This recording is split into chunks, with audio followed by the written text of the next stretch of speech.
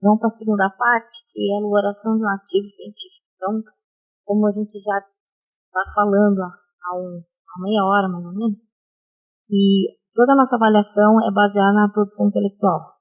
Um dos itens da produção intelectual é artigo científico, artigo submetido em periódico.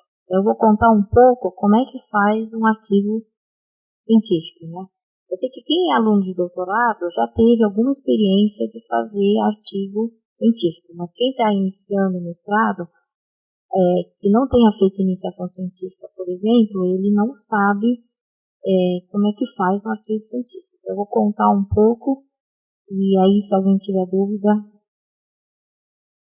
Então, esses são os tópicos da apresentação, né? Eu vou falar o que é uma produção científica, em termos de artigo em periódicos, por que você deve publicar um artigo, como é que você vai escolher o seu journal, o seu periódico, o seu meio de comunicação, né?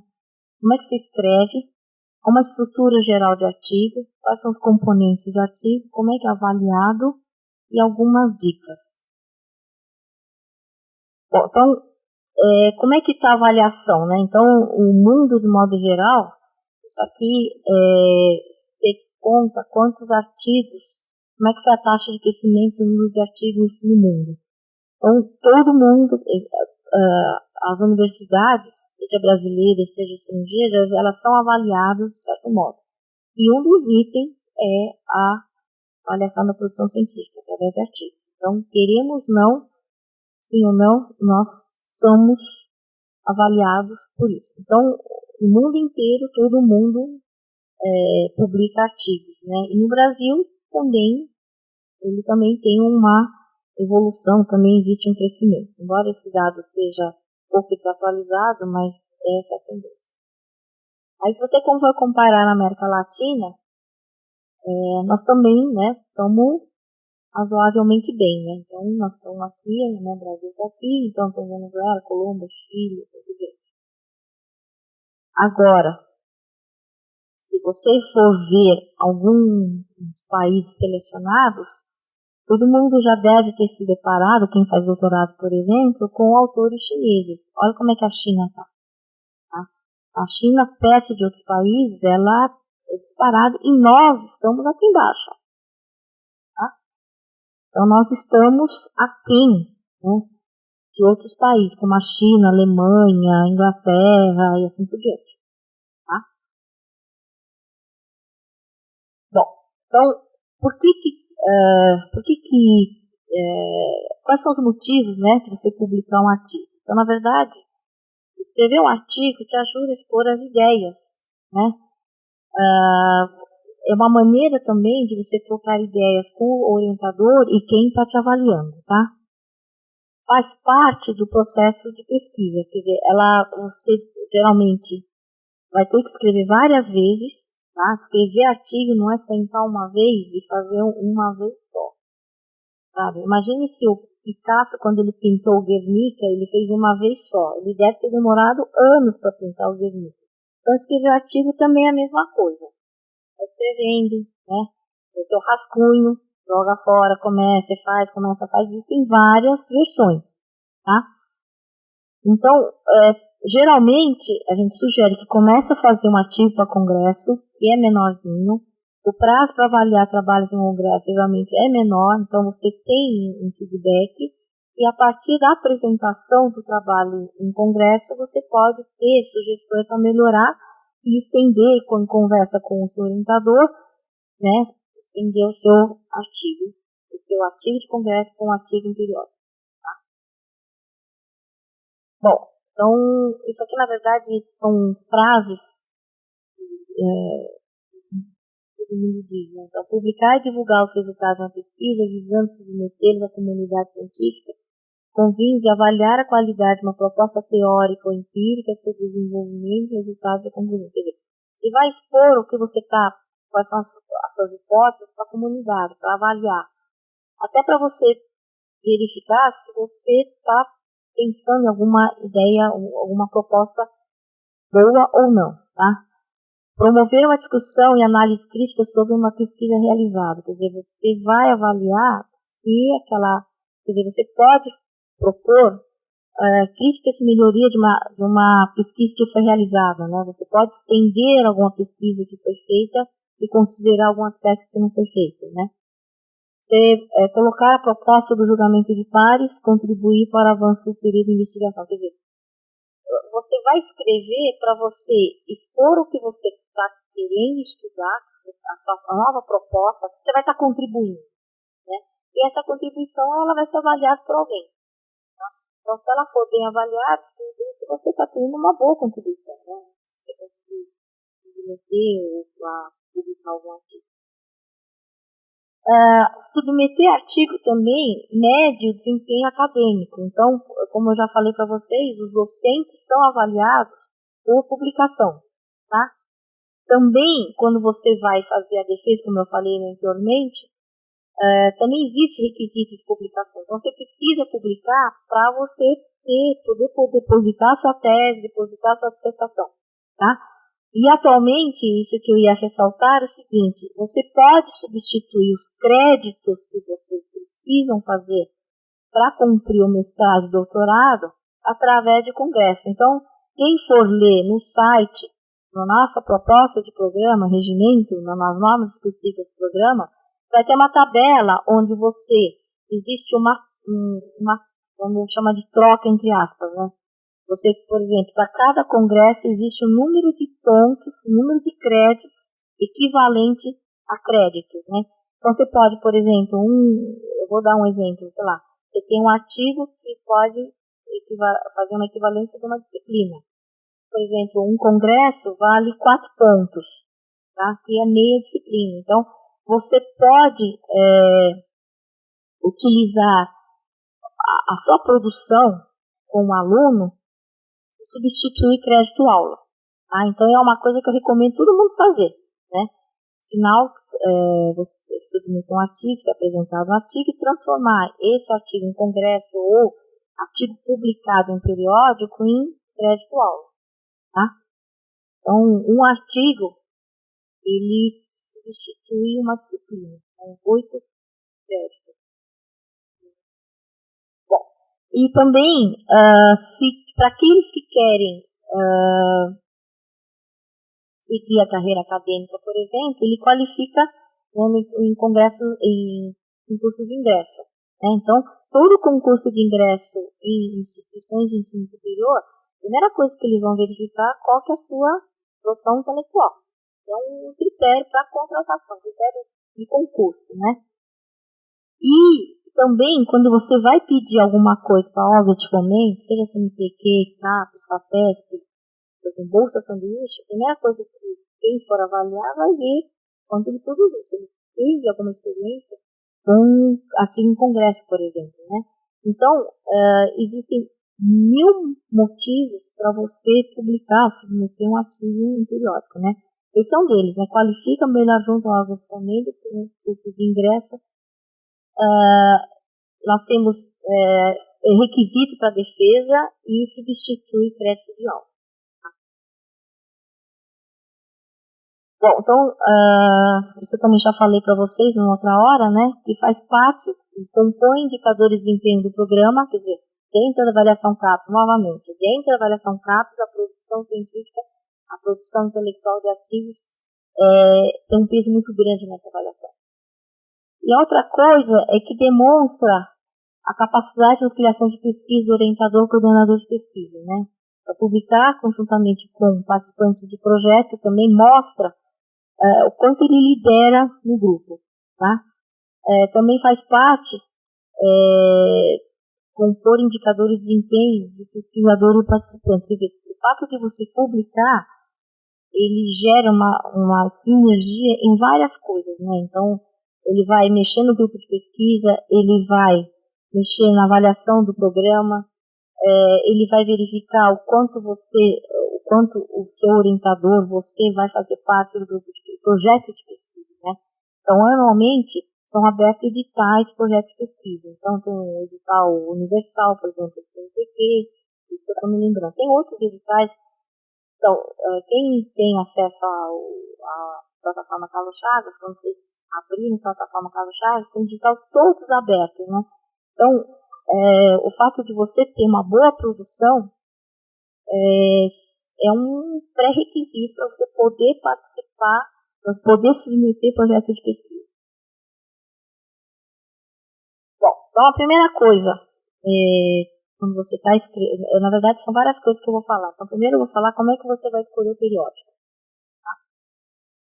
Bom, você tem que ter um casamento entre o assunto que você está pesquisando com o escopo do periódico. Tá? Então quando você for escolher um periódico, você tem que ler, primeira coisa, se existe um casamento, né, entre o assunto que você está escrevendo com o escopo do periódico. Tá?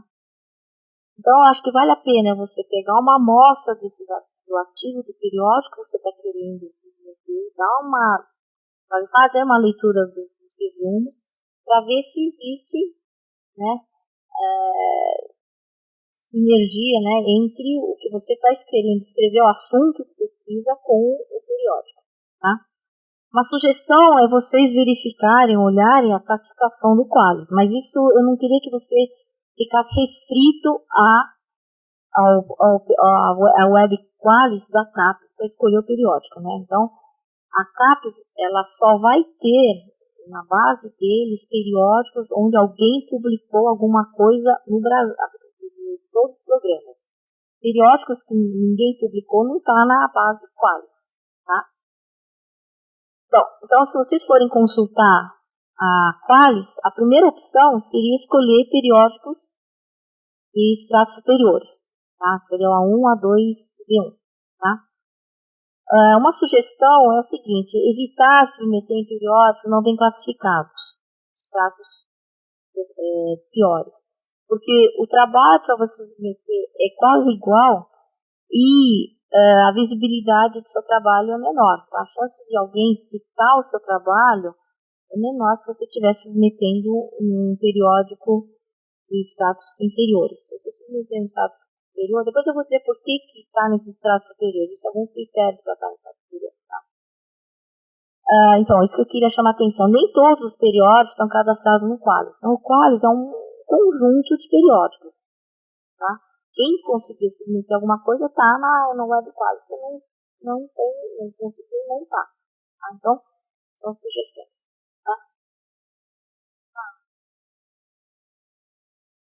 Aproveitando isso que a professora Linda falou, eu ia chamar a atenção que é importante você olhar, quando você tem um artigo que precisa submeter, é bom olhar tanto o assunto, né, se é até compatível com aquele periódico que você está pesquisando, e também olhar se a metodologia no qual foi desenvolvido o seu trabalho é uma metodologia que aparece entre os artigos publicados naquela revista. Porque tem algumas revistas que são mais restritivas com o tipo de trabalho que publica. Então, olhem esse aspecto também. Eu acho que provavelmente a professora Nina vai falar, mas eu sou bastante, assim, restritiva. Assim, se não está lá no Qualis, né?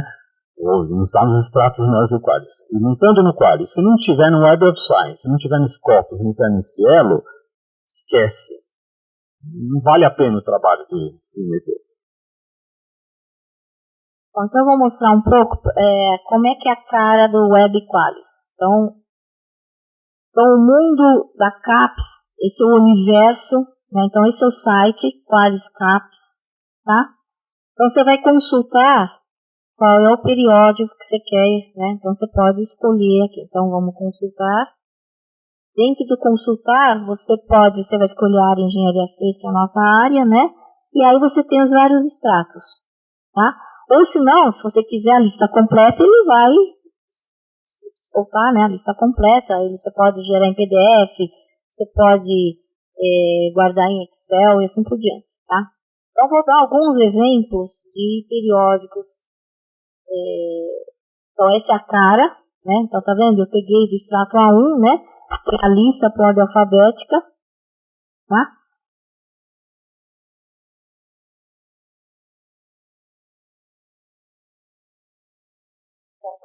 Então, tem alguns exemplos de periódicos do extrato A1. Só que eu peguei alguns, tá? Eu peguei da classificação. Essa classificação, tá vendo? Eu peguei a classificação em 2012, tá? precisa ver qual é a data da última classificação, que eu acho que é 2013, tá? Por quê? Porque cada ano, cada período, cada vez que a CAPES faz a classificação, esses periódicos podem mudar de extrato. Então, uma hora ele está no A1, ele pode ir para A2, aí ele pode subir, pode descer, enfim. Isso aqui pode ser que não seja atualizado. Então, isso aqui são alguns journals que foram classificados como extrato A1 na classificação de 2012. Eu acho que tem a classificação de 2013. Então, tem o extrato A1, que são esses journals. Depois, esses aqui são do extrato A2. Tá? Depois, tem esses são o B1. Tá? Aí, esses são os B2. Então, esses aqui são os periódicos nacionais. Tá? Esses do Centro de Pesquisa Operacional de Produção são periódicos nacionais. Então, eu falei para vocês que periódicos nacionais da engenharia, as três, elas estão classificadas. A melhor classificada é na B2. Bom, então, qual é o critério que a CAPES usa para classificar? Né? Então, geralmente, periódicos são classificados nos estratos A1, A2 e B1, segundo o critério chamado pelo fator de impacto ou pelo JCR. Tá? Esse JCR, ou fator de impacto, é um critério gerenciado, criado pela Thomson Reuters. Né? Então,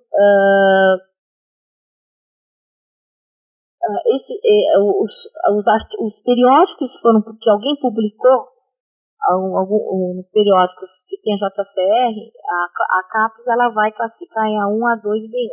Aí isso não quer dizer que vocês vão estar limitados a esses periódicos. Né? Então, se vocês forem entrar no site da Thomson Reuters, você vai ter uma lista de todos os periódicos. Tá? A Thomson Reuters, você só consegue entrar nela, nesse site, para ver os periódicos, se vocês tiverem ou a VPN ou aqui. Tá? Fora daqui você não consegue, ele vai identificar o IP, ele vai falar que o IP não é. Tá?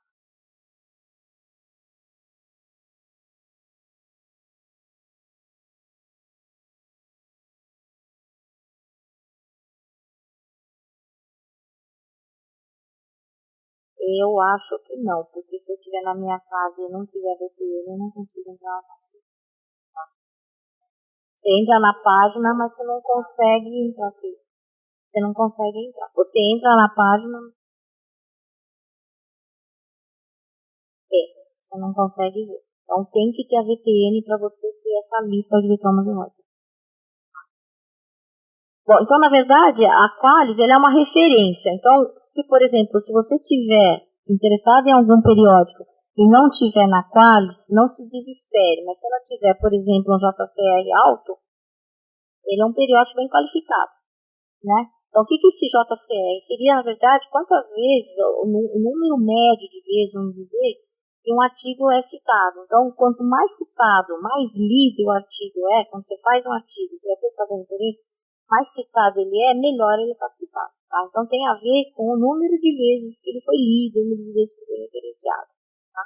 Então, os periódicos classificados A1, A2, B1, segundo a Qualis, a CAPES, são, teoricamente, periódicos com uma maior quantidade de citações.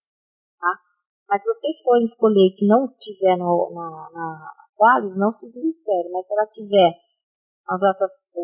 tem o JCR alto que significa, para mim, é maior do que 1, já é um JCR alto. Tá? Então, eu acho que é importante escolher o periódico e verificar o escopo do periódico.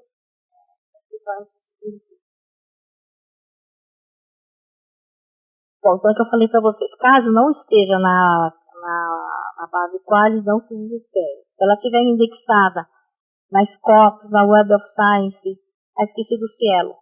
O Cielo é uma base que agrega, além das revistas nacionais, ela tem algumas revistas latino-americanas bem classificadas. Tá? Então, o Cielo também é uma boa base de dados. Então, tem Scopus, Web of Science, e eu acrescentaria Cielo. Tá? Verificar se o jornal tem JCR. O jornal que tem JCR é um bom jornal, é um bom periódico. Porque não é fácil você ter JCR. Tá? Não é fácil. Tem que ter uma grande quantidade de publicação, tem uma grande quantidade de citação para ganhar o JCR. Tá? O processo de avaliação JCR é muito demorado. Né? Então, por exemplo, um periódico que quer submeter a JCR, você pede para ser avaliado. Se é negado, ele fala assim, nos próximos 2 anos você não submeta novamente. Então você tem que esperar mais 2 anos e submeter só daqui a 2 anos para poder avaliar se vai entrar com JCR ou não. Então, um periódico que tem a JCR já é um bom periódico. Tá? Não é fácil ter JCR. Bom, então a primeira coisa, como é que você vai identificar? Bom, você não está na Qualis, vamos identificar se está na Scopus, Web of Science, verificar se o artigo que está publicado nesses journals tem o DOI, que é o Digital Object Identification, seria o CPF do artigo, seria o RG do artigo. Tá? Então, periódicos que tem esse DOI, ele está numa outra base chamada Cross-Reference. Tá? Cross-Reference. Então, o fato de ter esse identificador já é algo que qualifica um periódico. Tá? E outra coisa, existe atualmente um mundo de periódicos novos, tá? Assim, nós recebemos diariamente, né, convite para submeter em periódicos novos. O que é periódico novo? A hora que você abrir só tem o volume 1. Então, não submetam, evitem submeter em periódico com poucos volumes publicados, porque ele não foi avaliado nenhuma vez, tá? Eu acho que quando o pessoal fala assim, bom, mas aí nunca vai ter periódico novo? Não, vai. Mas, até ele, porque assim, o que acontece com esse periódico novo? Ele vai convidar pessoas bem qualificadas para alavancar, para aumentar o número de citações, para poder ter JCR logo, para poder ganhar voo, tá? Agora, se tem só volume 1, número 1, evitem meter em periódicos com poucos volumes, tá? Então, eu acho assim, para ter uma boa avaliação, para ter o periódico ser bom, ele tem que ter pelo menos uns 10 anos. Tá? Tem que ter pelo menos uns 10 volumes. Tá? Não vale a pena submeter periódico com poucos volumes. Não vale a pena mesmo, porque o trabalho é o mesmo. Tá? E às vezes o tempo de avaliação também é longo, então tem que escolher bem o periódico. Tá? Aliás, normalmente os periódicos bons, A1, A2, B1, se você submete, seu artigo não é bom, por exemplo, ou está fora do escopo, na hora ele te devolve. Se não passa de 2 dias, ele fala, tá fora do escopo. Ah, não, já está rejeitado. Tá? Então, às vezes vale a pena você submeter um artigo em periódicos bons, e geralmente quando eles rejeitam, eles têm uma carta, eles têm um relatório dizendo por que foi rejeitado. Tá? E geralmente esse relatório é útil, quer dizer, por que seu artigo foi rejeitado. Bom, então como é que você deve escrever um artigo? Então aqui são algumas dicas, né? Você tem que escrever como expert no assunto, tá? Você não tem que escrever como relatório técnico, tá? A redação, o arranjo dos itens das sessões é uma coisa importante e necessária, tá? Esses artigos metodológicos, eu digo assim, alguns artigos são artigos de revisão. Então, artigos de revisão são artigos longos, né? Então, eles geralmente são escritos por pessoas conhecedoras de assunto, né? Então, ele faz um arranjo como é que foi o andar de um certo assunto desde, sei lá, do ano 2000, por exemplo, e vem contando como é que foi a evolução. Então, são artigos mais gerais. Bom, algumas coisas. Formatação. Depois eu vou falar um pouco de formato. Todo periódico tem uma formatação própria, tá? Então, se a formatação já começa ruim, o conteúdo, às vezes, nem começa a avaliação, tá? Já aconteceu. Eu submeteu o artigo, meia hora depois ele ser devolvido e rejeitado, dizendo, olha, não atendeu os requisitos de formatação. Então, tem que olhar como é que é a formatação dos artigos, tá? Evite escrever na primeira pessoa. Sei que muita gente escreve, né? Nós faremos, nós fizemos. Evitar a primeira pessoa, tanto singular como plural, tá? geralmente procurar escrever sempre na terceira pessoa singular. Tá? Então, aqui que eu falei para vocês, o periódico tem regras de submissão. Então, às vezes, aceita artigo em Word, não aceita artigo em Word, aceita só em LaTeX, por exemplo, aceita só em PDF. Alguns não podem enviar em PDF, tem que ser em Word para depois transformar em PDF. Então, tem que ler quais são os requisitos de submissão, tá? Tipo de letra, tamanho de letra, espaçamento entre linhas, né? Então, tem artigos, tem periódicos que pede que o espaçamento tem que ser 1,5, tem que ser 2, assim por diante. Numeração de tabelas e figuras, tem uns que pede pode ser sequencial, tem uns que não quer que seja sequencial, tem que ser romano, tem uns que não pode ser numérico, assim por diante. Limitação de páginas e palavras, tá? Então, alguns eles põem limitação, tem que ser artigo até 8.000 palavras, ou tem que ser até 25 páginas. Estilo de referência, isso é uma coisa que vocês vão conviver ainda, muita gente ainda não sabe. Quando vocês vão escrever um artigo, tem que fazer as referências. As referências existem vários estilos, tá? Então, existe o estilo Harvard, Chicago, APA e assim por diante. E existe o estilo ABNT, que é seguido pelas revistas nacionais, tá? Então, você precisa ver como é que são os estilos de referência, porque cada um tem um jeito, tá? Então, precisa verificar se está dentro do estilo antes de submeter.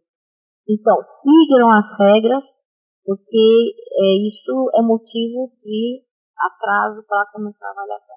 Tá? A primeira coisa que o pessoal checa quando chegou um artigo, é verificar se o formato está adequado. Bom, outra coisa, isso é meio óbvio, mas eu preciso falar, né? Você precisa fazer uma revisão, está isento de erros, seja em português, seja em inglês, no resumo, no ápice, assim por diante. Siglas, isso é uma coisa que as pessoas usam muito, né? Vai escrever e vai falando a sigla, só que às vezes não apresenta a sigla. Então, primeira vez que você for usar a sigla, apresenta e depois você usa. Sei lá, CNPq, Conselho, entre parênteses, CNPq. Aí você faz, CNPq vai ali para frente. Tá? Item de itemização. Então, às vezes o pessoal escreve assim, introdução, 1.1, revisão bibliográfica, 1.1.1, não sei o que lá, 1.1.1.1. Evitem, utilizem no máximo 3 itens, tá? Isso aqui vale para tese e dissertação também. Então, eu vejo assim, às vezes eu estou lendo tese e dissertações e tem 4, 5 itens, e a minha cabeça não consegue, porque tem a raiz, né, de onde é que veio. Então, esse excesso de itemização também atrapalha. E uma outra coisa que as revistas costumam pedir é evitar o uso de rodapés e notas. Então, em vez de escrever no rodapé ou ter uma nota, inclua o que você está escrevendo no rodapé no próprio texto do artigo. Tá? É porque quando você está fazendo a avaliação, você está lendo. Aqui a nota número 1 você tem que deslocar, ver o que é, depois você voltar. Então, geralmente as revistas pedem para não ter nem rodapé e nem notas. Bom, algumas dicas. O título é essencial, é o rótulo. Tá? Então, ele não pode ser muito comprido. Ele tem que dizer tudo o que você quer dizer no título. Tá? Você tem que conseguir resumir, traduzir o que você quer falar no título. Então, o título é o V0. Tem que ser bem escolhido, que nem o nome do estilo de vocês. Tem que ser bem escolhido. Tá? Palavra-chave. Então, para que serve a palavra-chave? O editor identificar quem que vai avaliar. Escolher quem que vai ser o avaliador, qual a área de avaliação. Então, por exemplo, imagina a engenharia de produção, que é uma área multidisciplinar, ela tem assuntos mais variados. Então, a palavra-chave serve para identificar para quem que eu vou mandar esse trabalho, de que área que é, que assunto que é, tá? Então, procurem utilizar palavras abrangentes, mas não genéricas. Então, por exemplo, se você está estudando, um exemplo que eu sempre dou, logística da distribuição de hortifrutigranjeiros, por exemplo, na Grande São Paulo. Tá? Você está estudando isso e você está estudando a logística da alface. Por favor, não coloquem a palavra-chave alface, tá? Porque fica uma coisa muito, né? Assim, quem é que é especialista em alface? Não vai achar. Mas sim, eu quero alguém que avalie a operação logística, né? Então, esse tipo de palavra deve ser evitado. Quer dizer, tem que ser uma coisa genérica, tal que a pessoa que leia consiga alocar quem que vai avaliar o seu trabalho. Tá? Então, quando você... Outra coisa, para que serve a palavra-chave? Quando alguém for ler o seu trabalho, é como se estivesse fazendo uma busca bibliográfica. Então, por exemplo, eu sou aluno novo, eu quero fazer uma revisão bibliográfica, se eu pego o seu artigo, eu vou saber se ele é aderente ao que eu estou estudando ou não através da palavra-chave. Tá? E uma outra dica é o seguinte, jamais repitam como palavra-chave algumas palavras que estão no título. Então, sei lá, uma coisa que a minha área de atuação é gráficos de controle de... Então, eu devo evitar colocar a palavra-chave gráficos de controle. No título da gráficos de controle, evitar de utilizar as mesmas palavras que estão no título, as palavras-chave. Bom, aí tem autores, filiação, o resumo, né? Então, o resumo tem que... Assim, a pessoa que for ler o resumo, ela tem que ser capaz de identificar qual é o objetivo do trabalho, qual é a contribuição dele, tá? O que você quer fazer, quais são os resultados e conclusões. Tá? Então, no resumo, você tem que ser capaz de sintetizar todo o seu trabalho em poucas palavras. E, geralmente, nos periódicos, ele tem uma limitação de palavras para você escrever o seu resumo. Então, às vezes, quando você vai submeter, ele diz assim, o seu ápice não pode ultrapassar de 600 palavras, por exemplo. Então, às vezes tem limitação de tamanho, tá? Não, geralmente, um resumo não pode ultrapassar de uma página. Não pode. Tá? Você tem que ser capaz de sintetizar todo o seu trabalho numa página. Bom, aqui a contextualização, né, do tema, onde que insere o seu trabalho, justificar a relevância baseado com argumentos apoiados em literatura. Então, você tem que apresentar os objetivos, né? Tem objetivos gerais, específicos. Você tem que incluir as referências conhecidas, relevantes. Você vai descrever o seu problema, né? Com a solução. E na sessão de introdução, geralmente, no final, costuma se colocar como é que a composição do seu trabalho. Então na introdução, você vai contextualizar o que você vai fazer, qual a sua contribuição, foi baseado no que, qual é o problema, e no final você vai falar, na sessão 2 eu vou falar de tal coisa, sessão 3, sessão 4, sessão 5, normalmente eu encerro mais lá na sessão 5 ou 6, geralmente os meus artigos eu encerro na sessão 5 ou 6, que são conclusões, discussões ou futuras extensões e tudo.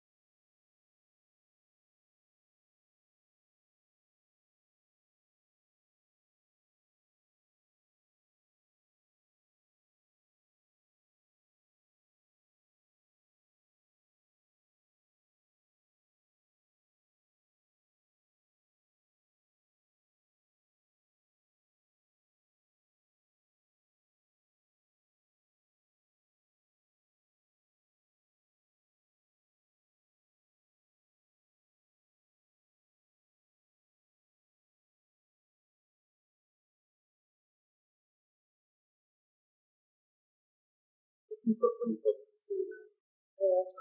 aqui na minha mão. Alô, agora sim. Bom, a sessão seguinte da introdução costuma apresentar desenvolvimento do trabalho. Então, geralmente tem 2 sessões, né? Então, você vai apresentar referência teórica, metodologia, proposta do trabalho, aqui que vai entrar as expressões, a contribuição, como é que foi a amostragem, como foi a coleta de dados, vai discutir o resultado. Então, essa seria a sessão, costuma ser a sessão 2 ou 3. E a última sessão, né, deve ser as conclusões, considerações finais e discussão. Então, você tem que enfatizar quais são as restrições do seu trabalho. Então, por exemplo, você tem que dizer, olha, esse trabalho vale para o universo pesquisado, que são os alunos da Escola Politécnica, não são todos os alunos da USP, por exemplo, tá? Quais são as restrições de desenvolvimento realizado? Ela tem que ser compatível com os objetivos, né? E é interessante sempre sugerir futuros estudos e possíveis extensões do trabalho, tá? Bom, quais são as funções de cada sessão? A primeira sessão é inserir o leitor onde o trabalho está colocado, né? Você tem que convencer o leitor a relevância do seu trabalho. E aqui, que nessa sessão de introdução, que você vai mostrar quais são os gaps, quais são as lacunas, o que a literatura, o que você achou na literatura, e o que você vai estar contribuindo, tá? E é nessa sessão aqui da introdução que você vai apresentar os propósitos do trabalho e assim por diante. Então, essa é a função da sessão introdutória. O referencial teórico é para você mostrar o quanto você conhece o assunto, você está familiar com o tema. Você deve fazer uma seleção do material, né? E você tem que apresentar nessa sessão que você vai apresentar o estado da arte, né, do tema pesquisado. Aqui nessa sessão você vai caracterizar como é que foi feita a pesquisa, como é que foi feito o levantamento, qual a metodologia, material e método. A sessão material e método você entraria aqui, tá? E descrever também quais são as limitações, né? Então, por exemplo, sei lá, eu fiz um levantamento, mas não foi um levantamento probabilístico, foi um levantamento voluntário. Então, é aqui que você vai descrever qual que é a abrangência e limitação do seu trabalho. E aí, resultados e conclusões, né? Geralmente aqui que você vai colocar os resultados, né? Se você vai fazer uma análise estatística, uma análise quantitativa, uma análise qualitativa. Você vai relacionar o resultado o que foi feito na literatura com o que foi feito no tema, e você vai extrair as principais contribuições do seu trabalho. Bom, algumas coisas sobre as referências, né? Bom, já falei isso antes, né, mas é importante verificar o formato das referências. Isso, checar corretamente os sobrenomes, tá? Principalmente os sobrenomes chineses, que é uma confusão, tá? Porque tem uma ordem para escrever, né? Então precisa checar se está corretamente citado, tá? No texto, quando você tiver três autores ou mais, você pode utilizar o formato etiol no texto do artigo. Mas nas referências, você tem que citar o nome de todo mundo, tá? Então tem um jeito. Uma coisa que é bom evitar é o uso do APUD. O APUD é a referência da referência. Você está referenciando alguém dentro de alguém. Então, evitar o APUD. Outra coisa, checar se toda referência que está no texto está na lista e vice-versa, que está na lista tem que estar no texto, tá?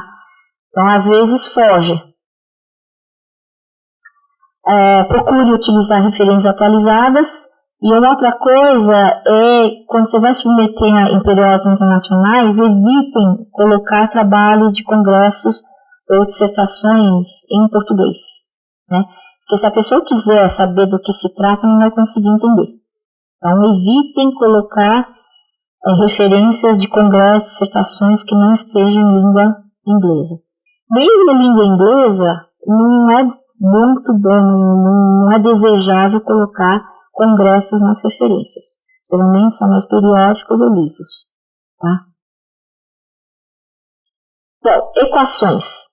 Não, como eu trabalho em métodos quantitativos, eu chamo a atenção porque às vezes a edição das equações ela não está muito boa. Então, as equações elas têm que estar arrumadas. Tá? Se você estiver usando o Word, procure usar o módulo Equation ou ter o MathType. Tá? O MathType ele não é gratuito, mas ele é baratinho. Tá? Acho que custa em torno de $100, por exemplo, mas é uma licença perpétua que você usa eternamente para você fazer as equações. Ou, quem gosta, né, pode usar o LaTeX. Tá? Procure usar fontes consistentes com o texto, né? Então, sei lá, a equação não é muito grande versus o texto ou vice-versa, muito pequeno perto do texto, né? E não precisa numerar todas as equações, mas numera aquelas que foram referenciadas no texto. Então, jamais utilizar a equação acima, a fórmula abaixo, então a equação 3, a equação 4, conforme a equação 7, assim por diante, tá? Tabelas. Mas, de modo geral, os periódicos têm vários adendos, vamos dizer. Além do texto, ele vai ter ou tabela ou figura. Tá? Não tem quadro. Geralmente, nos periódicos internacionais não tem quadro. Existem tabelas. Tá? Então, você vai ter que transformar os quadros em tabelas. Tá? Então, as tabelas, elas não podem ser muito longas, mas também não pode ser uma tabela com uma linha só. Isso não é tabela. É melhor transformar essa tabela em texto. Tá? Eu já vi tabela com uma linha só. Existe um jeito de você criar tabela. Então, de acordo com a norma da BNT, tabela, quando você vai usar o Excel ele quadricula tudo. Tá? Isso pela norma da BNT ou em outros lugares, isso não é tabela. Tabela tem que ter uma linha, duas linhas, né? Duas linhas, você vai escrever o título da tabela, né? O cabeçalho da tabela e uma linha fechando, tá? Então, evite usar o quadriculado lá do Excel, fica tudo quadriculadinho, isso não é tabela, tá? Normalmente isso vai voltar.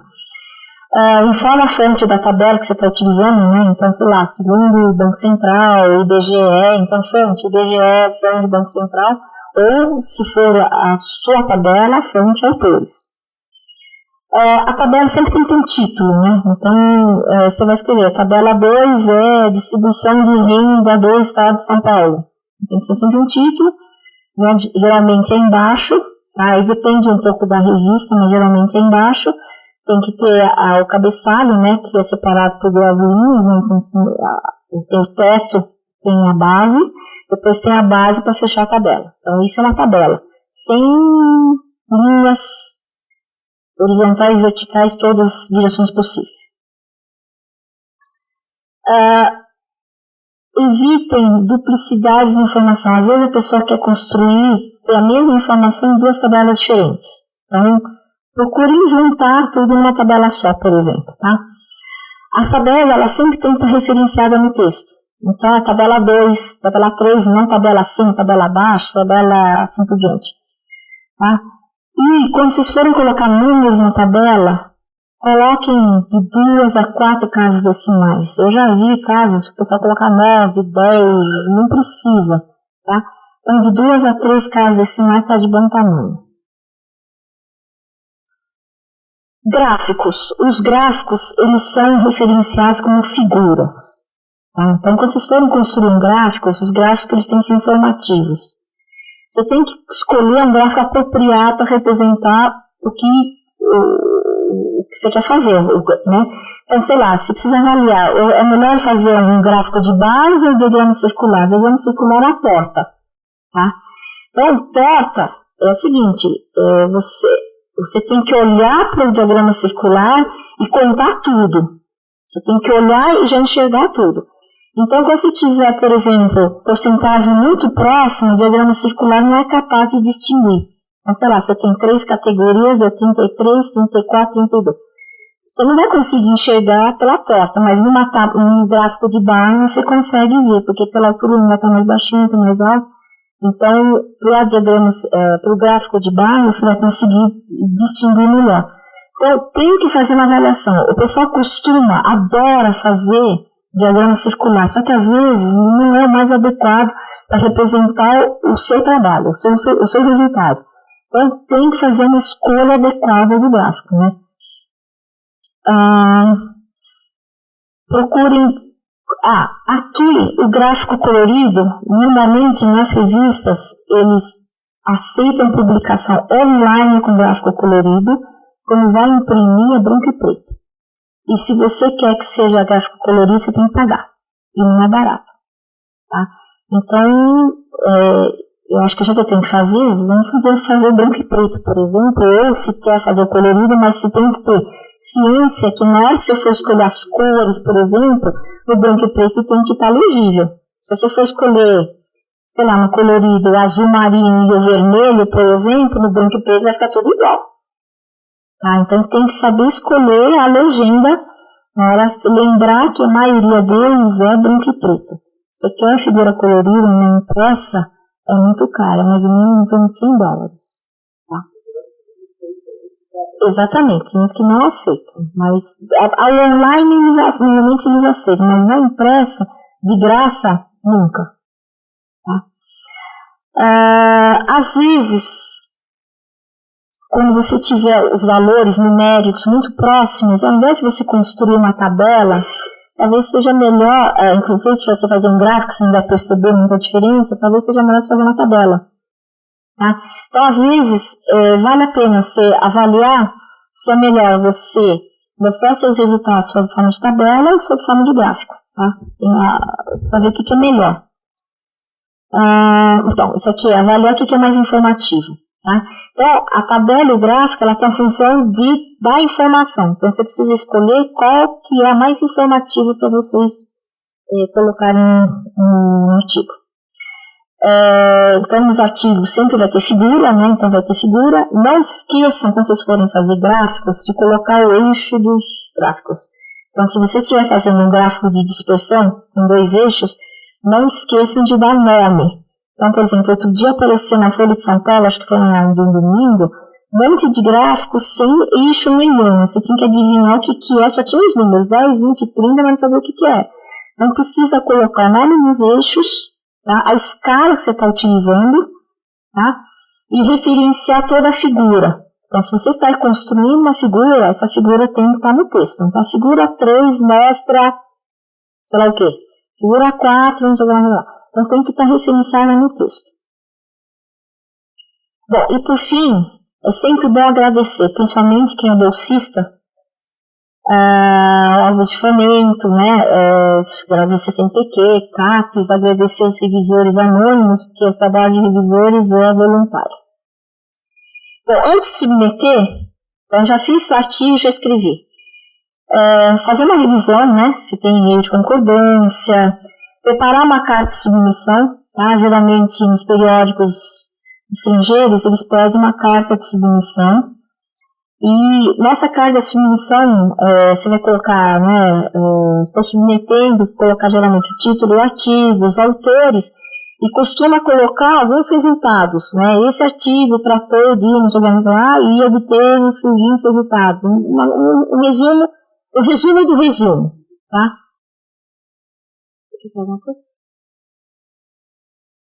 Bom, aqui está o fluxograma do processo de avaliação, tá? Então, eu vou só contar um pouco como é que costuma ser o processo de avaliação.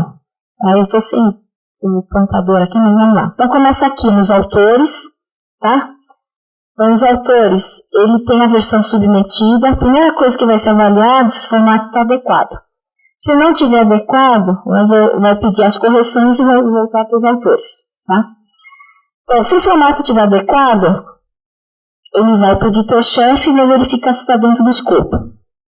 Se estiver dentro do escopo, geralmente vai para o editor associado. Se não tiver, tem um relatório, vai para os autores e acabou. Tá? Bom, se vai para o editor associado, geralmente, a maioria deles tem uma avaliação, a primeira fase, tá? Se for first screen. né? Se ele não é aprovado no first screen, também ele volta, tem um relatório, tá? Então é nessa fase aqui que, apesar de ter, se é fora do escopo, o que acontece? Tem que escolher o periódico, tá? Se não está aprovado, na verdade você precisa ver, geralmente nesse relatório aqui, tem sugestões para melhorar o seu trabalho. Aí é nessa hora que você tem que trabalhar de novo e talvez ou submeter mesmo ou procurar outro periódico, tá? Mas aqui se não fiquem apavorados quando já tiverem uma reprovação no first screen, tá? Então, geralmente vem um relatório e dependendo da revista, o relatório é muito bem feito, então dá para aproveitar as dicas e melhorar. Bom, então aí começa, né? Então vai para os revisores, tem os pareceres, baseado nos pareceres, o editor associado, o editor-chefe emite uma recomendação. Se é favorável ou não, favorável é ou revisão maior ou revisão menor, né? Ou rejeição. Se não é favorável, vota, tem um relatório por que foi rejeitado e aqui é a mesma coisa, né? Pega o relatório, trabalha de novo, submete ano mesmo. Bom, se é favorável, você vai fazer uma revisão, uma versão revisada. Não esqueçam de fazer um relatório para os revisores, né? Contando o que você mudou, o que você introduziu, o que você fez, tudo que solicitar, tudo que eles solicitarem, procure atender. Se não atender, por que não está atendendo, tá? Bom, então você vai mandar, aí os autores enviam, né? E aí o material é encaminhado para os revisores, e aí se é favorável ou não, é favorável normalmente quem dá o editor-chefe, né? Baseado no parecer dos revisores e do editor associado, e aí é o artigo aprovado. Então esse é o caminho, tá? O que acontece? Nas revistas bem avaliadas, esse processo, essa fase aqui inicial é muito rápida. Então, se está fora do escopo, é quase que imediato ele devolve. Se está reprovado o first screen, ele também devolve. Então, não demora muito essa fase quando são periódicos bem avaliados, tá? Agora, os periódicos, vamos dizer, B2, B3, B4, eu acho que costuma demorar um pouco mais esse processo todo, principalmente os revistas nacionais. Tá? Esse processo, assim, às vezes demora um ano, 2. Algumas revistas fazem, tá? Esse pedaço aqui.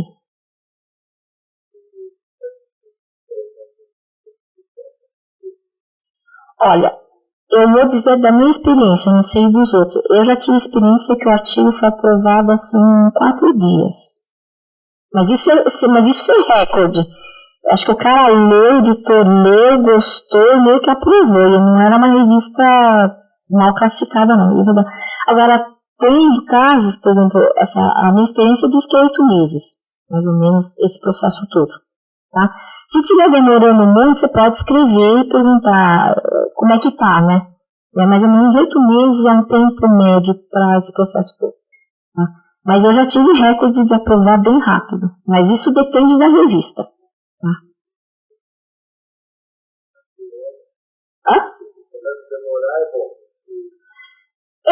Se é para reprovar, o que é? Se é para reprovar, tem que reprovar logo. Então, assim, sei lá, se não for reprovar nas 2 primeiras semanas, é sinal bom. Mas isso depende de revista em revista. Então, as revistas top é rápido. Tá? Eles olham e falam, não serve. Né? Ou se demora assim, uns 2, assim, de 3 a 4 meses, é porque já passou desse crivo e já deve estar aqui. Tá? Agora, se chega nos 6, 7, 8 meses e não tem nada, você pode escrever para o editor-chefe e perguntar, good life, não. Bom, como é que é a avaliação? Geralmente são enviados para 2 ou mais revisores. Revista internacional, você nem imagina quem é que vai estar te avaliando, tá? Geralmente as revistas podem ser ou double blind ou blind. O double blind é o autor não sabe quem está avaliando e vice-versa. E o avaliador não sabe quem é o autor. Existe somente o blind, que o revisor sabe quem é o autor, mas o autor não sabe quem é o revisor. Tá? E geralmente sempre dão sugestões de melhoria, tá? Eu não tive nenhum caso, teve caso que demorou muito, que ficou naquele ping-pong, eu peguei, tirei e falei, tira de submissão e manda para outro lugar. Outra coisa, evitem não submetam o mesmo artigo em duas revistas ao mesmo tempo, tá? O mundo é muito pequeno, tá? Você é descoberto rapidinho, tá? Assim, por um acaso, eu já peguei vários casos sem querer, as pessoas queriam submeter o mesmo artigo em 2 periódicos, tá? Então não façam isso porque não é ético, tá? Pega mal, não é bom, não façam, tá? É melhor esperar um pouquinho, né, ver o resultado, não gostou, etc, submete para outro lugar, tá? Mas não façam, principalmente revista nacional, a comunidade é muito pequena, sabe, um fala para o outro, se acaba sendo descoberta, não tem jeito. Então, e pega mal para você e para o orientador, tá? Bom, aqui eu vou falar algumas coisas, de critérios, né, que o avaliador, o revisor, utiliza para avaliar seu artigo. Então, a primeira coisa ele vai olhar o título, né? Ele vai, inclusive, assim, às vezes, os revisores pedem para que você troque o título, porque o título não está adequado. Já aconteceu isso, né? Comigo já aconteceu. Então, é capaz de indicar o tema do trabalho com precisão? Então, escrever o título não é uma coisa trivial, vamos dizer, tá? Você tem que escolher bem. Tem que estar sintético, mas também não pode ser longo. Tem que ser... Você tem que contar em poucas palavras numa frase o que você está fazendo, tá? Bom, introdução, né? Então ele vai avaliar a introdução, ele vai ver se você consegue convencer quem está te avaliando, seu trabalho é bom, tá? Ele vai avaliar o método de pesquisa, né? Se a metodologia que você está utilizando é adequada, assim por diante, né? Por exemplo, sei lá, você vai fazer estudo de caso. Mas você escolhe um caso só. Né? Isso é uma crítica, né? Como é que você vai fazer, né, métodos técnicos de pesquisa, vai fazer um caso só, por exemplo, né? Um único caso. E vai querer falar que isso, né? As conclusões você vai querer extrapolar para o universo. Está furado, né? Então ele vai avaliar a técnica de pesquisa. Ou, por exemplo, o pessoal costuma fazer pesquisa por internet, questionário via internet. Então, sei lá, você manda 10 mil questionários e tem 50 respondentes. Aí a pessoa pega e fala, desses 50, olha, deu que 70% é favorável a alguma coisa. E ele esquece que aquele resultado é baseado naqueles 50 só, que a opinião daqueles 50 é essa, tá? E ele quer extrapolar para os 10 mil respondentes, né? Teoricamente deveria ser o universo pesquisado. Isso não vale, tá? Então tem que estar muito bem redigido qual é a metodologia que você está utilizando e qual a expansão dos resultados, né? Qual a relevância e como é que você vai extrapolar, como é que você vai inferir isso. Então, se você está fazendo uma pesquisa via telefone, via internet, então o resultado é só aquelas pessoas que estão respondendo aquele questionário.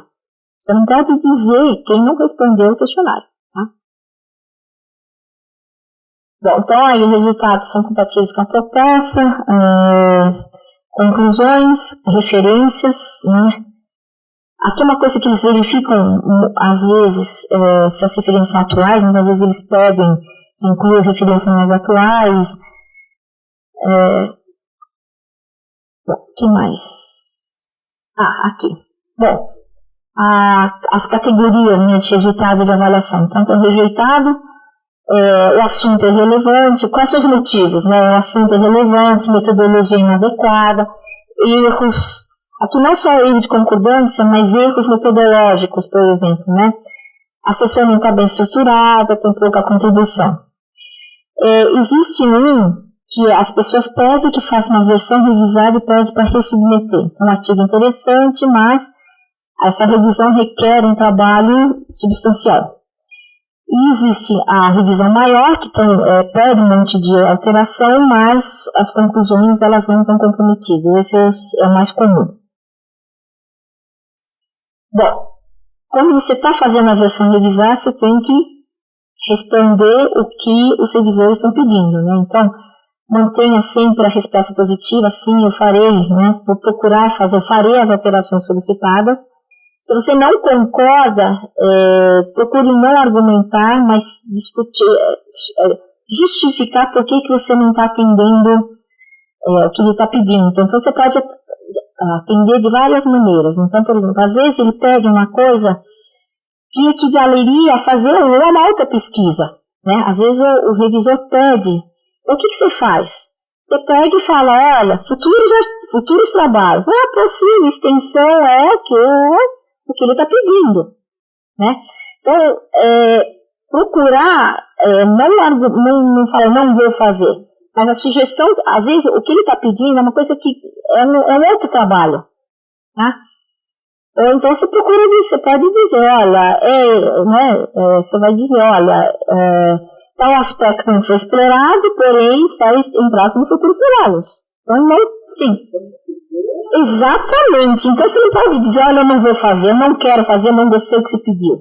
Tá? Porque às vezes é isso. Ou às vezes você fala assim, olha, o meu trabalho trata somente disso, esse aspecto não foi considerado.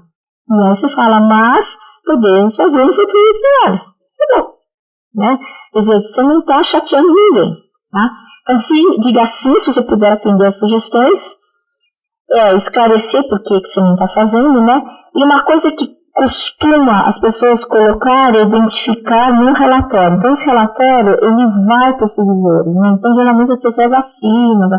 Então, procure não assinar, escrevem os autores, tá? O relatório que vocês forem fazer. Responder item a item.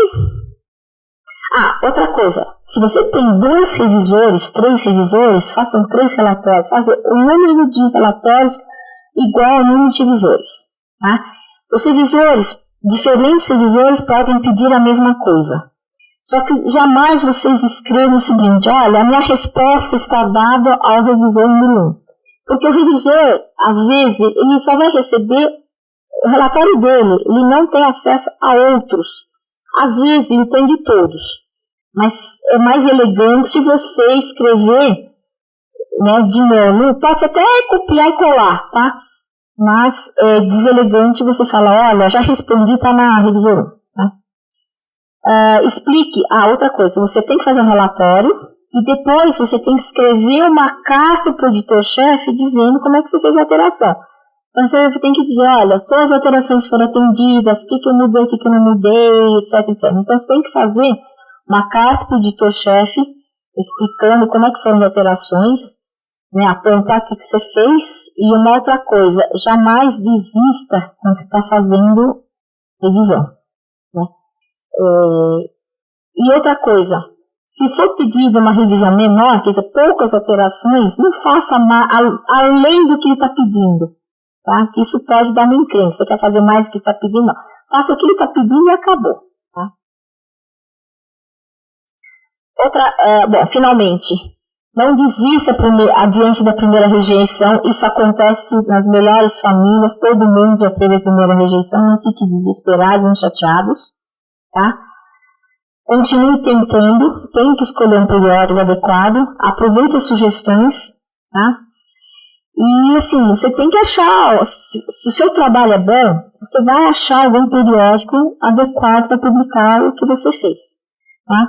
E lembrar que o trabalho de editor, associado, revisor, é voluntário. Tá? Aqui no Brasil, pelo menos, é voluntário. Não sei se lá fora é pago. Talvez em outro lugar seja pago, mas aqui no Brasil é voluntário. Algumas dicas. Eu queria que era interessante que vocês lessem esse artigo. Saiu na Tecnovation em 2012. Ele lista 100 motivos mais comuns de rejeição do seu trabalho. É muito interessante. Vale a pena vocês lerem. Tá? É um artigo curto. Tá vendo? São 3 páginas, né? Eu acho que vale a pena todo mundo ler. Tá? Quais são os motivos de rejeição do seu trabalho? Tá?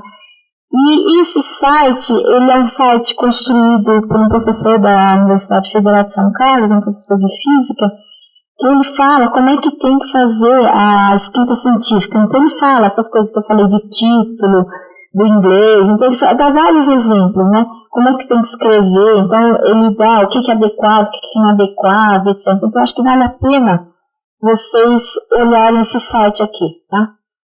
E a revisão de inglês, eu uso esse revisor, mas isso vocês escolhem quem é que vai utilizar os revisores, tá? Eu acho que está sendo filmado e acho que vai ser colocado no site, sim. Tá?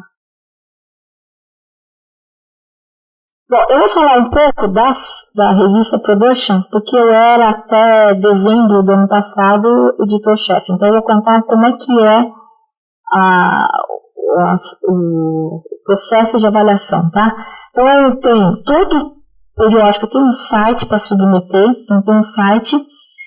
O editor-chefe, nesse caso, ele designa quem é um editor associado para aquele artigo. O editor associado vai fazer uma avaliação preliminar. Então, se passar que tal do first screen, se passar, ele vai convidar 2 a 3 revisores. E se ele não for aprovado no first screen, ele vai ser reprovado, né, no first screen, e aí vai ter um relatório. Aí, baseado nos pareceres, o editor-chefe comunica aos autores qual é o resultado da avaliação, tá? Então, essa revista ela tem 4 edições, ela tem avaliação B2 e ela está indexada nessas bases de dados aí. E boa sorte para todos. Muita submissão, por favor, tá? E agradeço a atenção de todos e perguntas que querem fazer, se eu souber responder.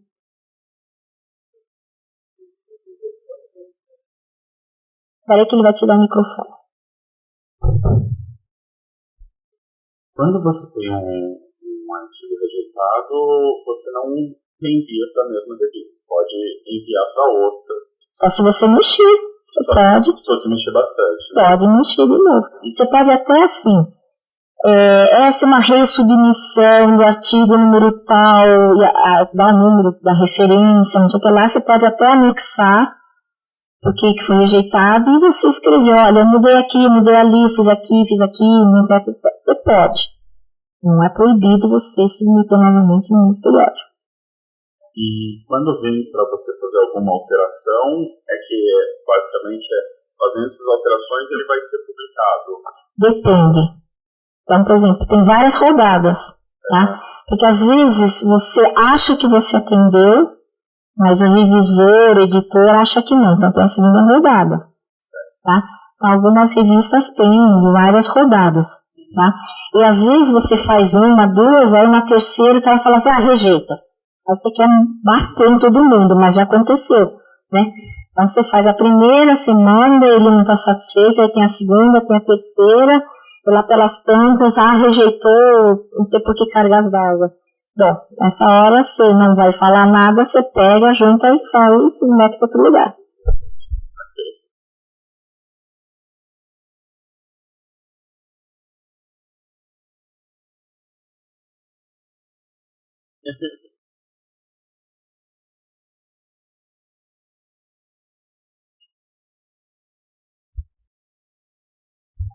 Mais alguma pergunta? Tem perguntas? Quantos alunos de mestrado estão aqui? Levantei. Então, eu acho que algumas, assim, ordem não, conjunto de dicas. Primeira coisa, dá uma lida, entra lá no PPGF, no site do programa, leia o regime, leia as normas do programa, essa é a primeira coisa. Segunda coisa, entre no site FAPESP, CAPES, CNPq e vasculhem tudo que vocês queiram saber. Então, como é que submete, quais são os tipos de coisas, de submissões que você pode conseguir. Então, por exemplo, sei lá, eu quero participar de um congresso, eu consigo submeter pedindo para a FAPESP? Consigo pedir para o CNPq? Consigo pedir para a CAPES, por exemplo? Eu quero fazer bolsa doutorado sanduíche. Quero fazer o mestrado sanduíche. quais são os requisitos, o que tem que colocar. Então, acho que vale a pena você primeiro conhecer. Né? Então, primeiro o site do programa, ver quais são as regras. Segundo, visitar o site de órgão de fomento, então esses três são os principais. E terceiro, aí um pouco mais para frente, é o negócio da submissão. A submissão é uma coisa um pouco mais para frente. Eles estão fazendo qualificação, eles estão, né, fazendo trabalho para submeter em congresso, eles é um pouco mais para frente ainda, tá? Isso que eu estou falando é uma coisa ainda para daqui a um ano. Eu pensaria que vocês podem começar a fazer, pensar em submeter algum trabalho. Só tem alguns eventos que são anuais. Então, por exemplo, a escola tem a UNEGEP, que é o Encontro Nacional de Educação Anual. A Sobrapo é anual, que é Sociedade Brasileira de Pesquisa Operacional, é anual. Aí tem o SINPOI, que é, aí eu não sei qual é o significado.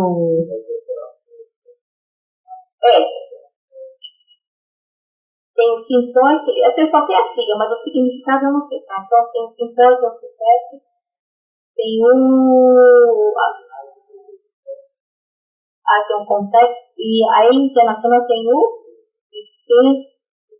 ICPR, Euroma, aí tem um monte. Cada área tem o seu, e aí vocês precisam procurar. Isso precisava verificar a qualidade também do evento, né? Então, como é que você avalia a qualidade? Primeiro, para ver se não é o primeiro, segundo, terceiro, quarto. Primeiro, segundo, terceiro, quarto que está começando. Então, temos que ver se está no 40º, 50º, né? Ver o tamanho do evento, né? Tem que ver o tamanho do evento. Se é um evento que tem muita sessão. Então, por exemplo, você pode verificar, não na versão de 2015, se teve versão 2014, qual é o tamanho do evento. Pelo programa, você consegue ver qual é o tamanho do evento, por exemplo, né? O preço. Tá? Isso são alguns indicativos da qualidade do evento. Né?